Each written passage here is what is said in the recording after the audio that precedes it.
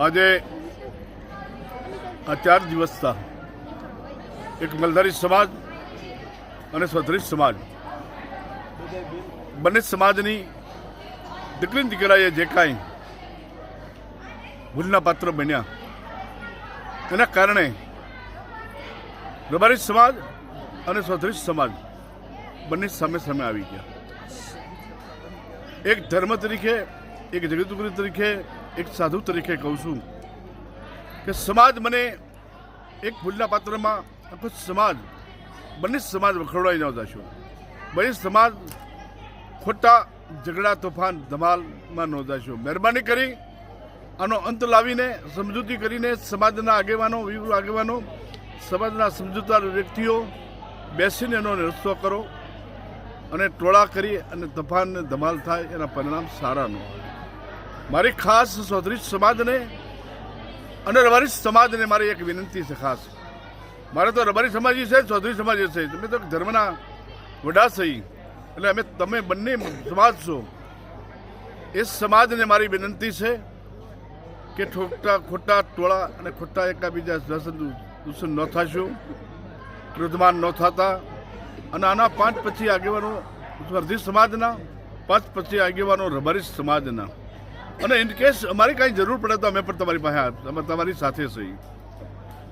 પણ ખોટી ખોર કરીને બંને સમાજ વગોવાઈ જાય છે, બંને સમાજની ખોટી એકતા તૂટે છે અને સમાજમાં ખોટું રોહ થાય છે. બંને સમાજને એ રોહ મટાડો એકતાથી, સમજૂતીથી અને સમાજના ડાયા માણસો, વિરુદ્ધ આગેવાનો ભેગા બેસી અને આનો એક કોઈ પણ રસ્તો કાઢી અને સમાધાન ઉપર આવો. એટલી મારી સાધુ તરીકે, ધર્મ તરીકે, ધર્મગુરુ તરીકે મારી વિનંતી છે.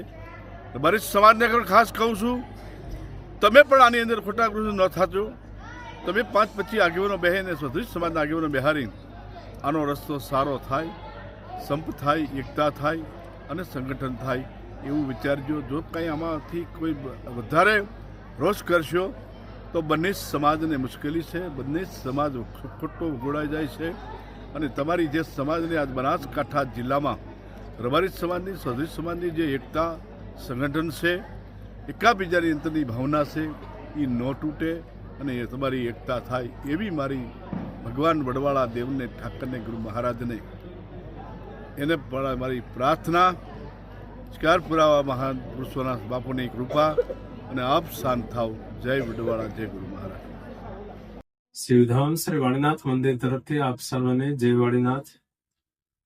હમણાં જ તાજેતરની ઘટનામાં બંને સમાજો વચ્ચે, રબારી સમાજ અને ચૌધરી સમાજ વચ્ચે જે ઘર્ષણ ચાલી રહ્યું છે અને સનાતન શાશ્વત નિયમ રહેલો છે કે શત્રુતાથી શત્રુતા જ વધે છે અને શત્રુતાને ખતમ કરવા માટે પ્રેમનો માર્ગ છે, ક્ષમાનો માર્ગ છે, સાદરનો માર્ગ છે. અને આ ત્રણેય માર્ગ ઉપર રહીને તમે આનું નિકટના ભવિષ્યમાં ખૂબ સારી રીતે સમાધાન કરશો.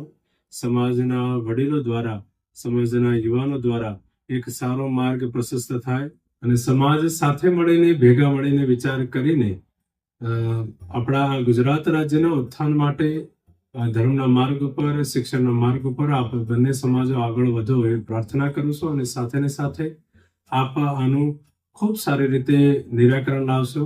અને એક ધર્મગુરુ હોવાના નાતે ક્ષમા વીરસ્ય ભૂષણમ, ક્ષમા છે ને એ વીરનું આભૂષણ છે. અને બંને સમાજો પોતપોતાના રીતે આગળ આવીને, બંને સમાજના વડીલો પોતપોતાની રીતે આગળ આવીને પરસ્પર સામન્વય સાથે, પરસ્પર સાદર ભાવ સાથે આપ એકબીજાને સમર્પિત થઈને ખૂબ સારી રીતે સારો માર્ગ નીકળશે એવું આશા રાખું છું. સમસ્ત હિન્દુ સમાજને નવ વર્ષની હું શુભકામનાઓ આપું છું.